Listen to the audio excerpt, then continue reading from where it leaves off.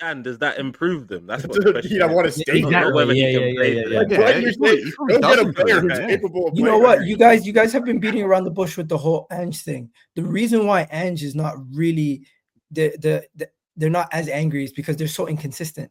They will have a good performance versus Liverpool, then lose to Crystal Palace. They'll have a good performance versus Man City, lose to thing. It would almost be better if they could have those good performances versus the worst teams and have those poor performances. I don't even think it's that, Gail. Because I think that helps his case. It helps his case because what Ange's big scalps gives these fans hope that there's still something to build off of. But these fans at the stadium, performances.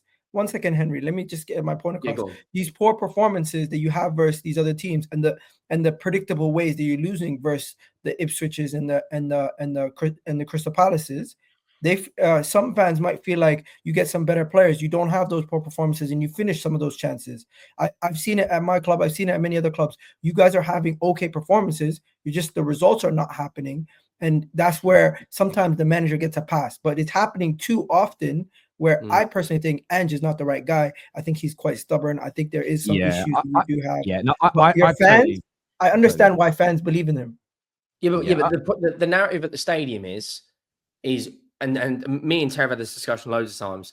The fans just want to see an attractive style of football, right? And the ownership, the priority is as many revenue streams into that club as possible. It's not to win silverware.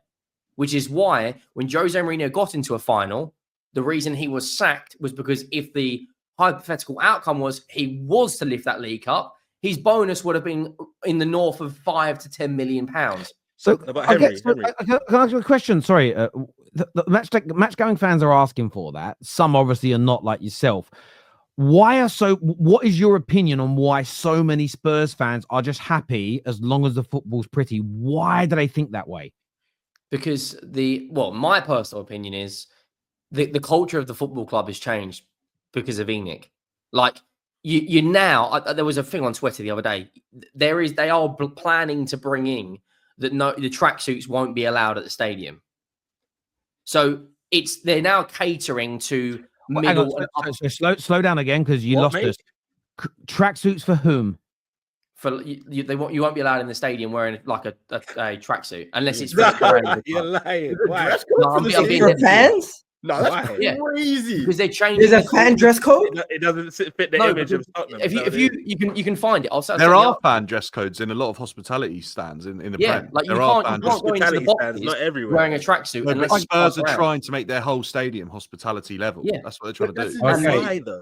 Hang on. So Spurs Stadium has a smart casual dress code. That means I don't mean it disrespectfully. I watch a lot of Expressions' content, and he ain't smart casual. He's dressed like normal. I would call it normal, right? So they're not obviously enforcing that. I'm only using Expressions because I've watched his content. I see him in a stadium, and he'll have like a big puffer jacket on. I've seen him in jogging bottoms. So it doesn't sound like they're not enforcing. Because you can't have ripped jeans.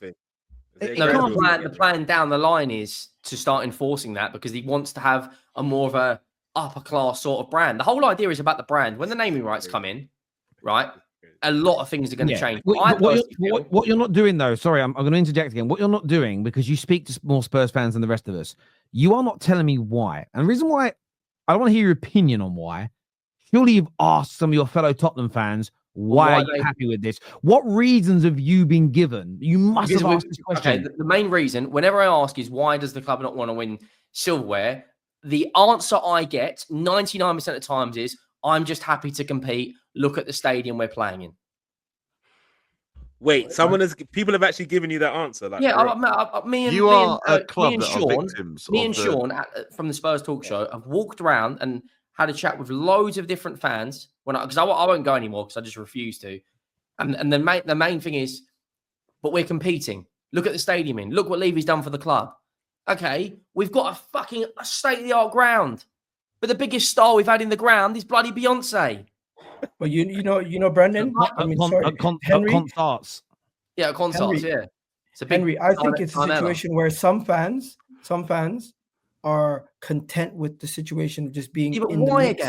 Why are they I think there's a big I understand your frustration, but right now, you also have to look at what you're doing. You're in the middle of a rebuild. You are literally, you got rid of your best player. What? You're shifting out a lot of players. Your team has an injury crisis this season. I think a portion of your fan base have basically written off the Premier League, and they're just looking at the cups. That's the Europa League, and that's the FA Cup, League Cup. So if you guys are only focused on the cup, I know you lost the North London Derby, but some fans might just say, you know what, forget about the league. We're not going to do nothing in the league this season. I hear that, but if we don't win a cup and we're sitting 15th, what's the debate? Then we can have a different conversation. But at this moment in time, you're in a semi-final of a cup. You're doing well in the Europa League, and if some fans understand your situation and they say, you know what, it's an uphill battle to get back higher up in the league. We'll see where we finish in the league. Let's just focus on the other trophies. I understand it. You know what it is, Henry? Like I think Ange is a he knows how to play football. His teams play football.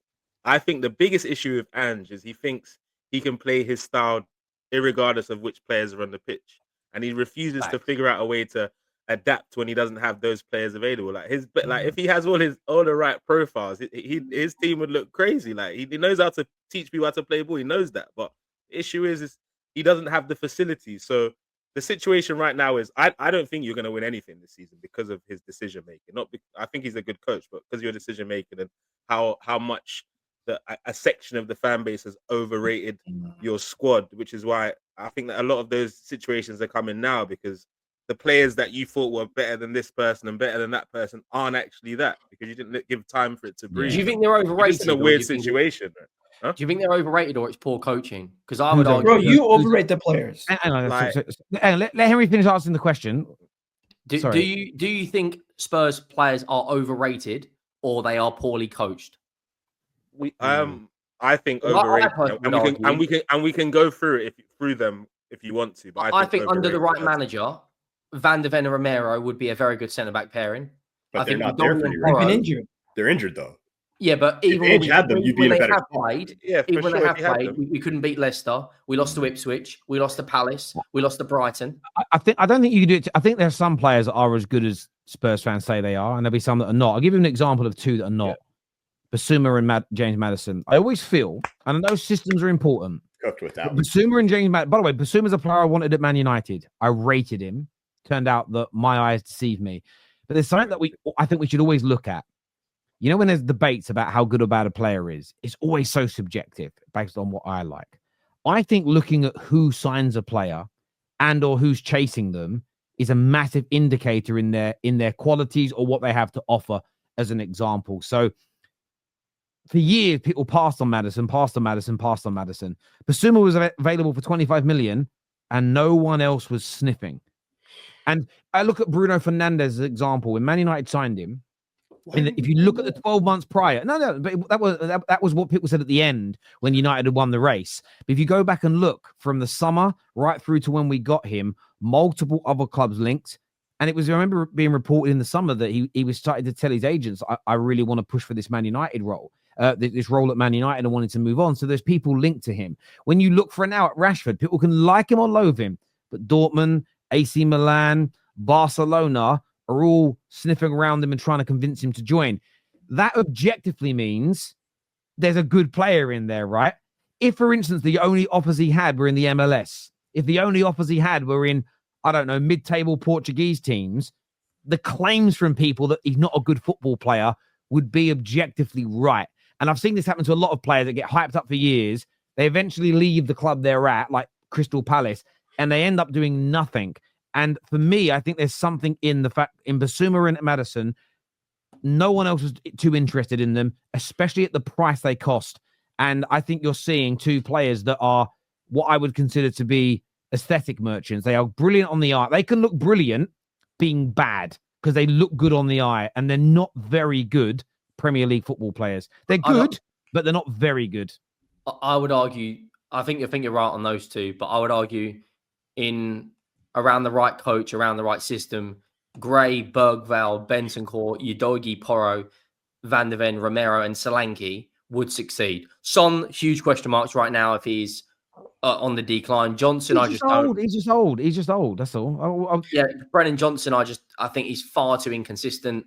Vicario, like for instance, if you had this squad now in a Conte system and we went to a 3 at the back with Dragusin, Romero, and Van de Ven, with wing backs as Udogie and Porro, and you put Bentancur next to Bergval with Kulu and then Son and Solanke, that system would be fantastic. Yeah. I hear that. I want to go to some of these super chats before we move on slightly, but this here says 3 more L's and then you are in a relegation battle. I mean, 2 more L's and they could be in the relegation zone, bruv. Like literally in the zone, my G.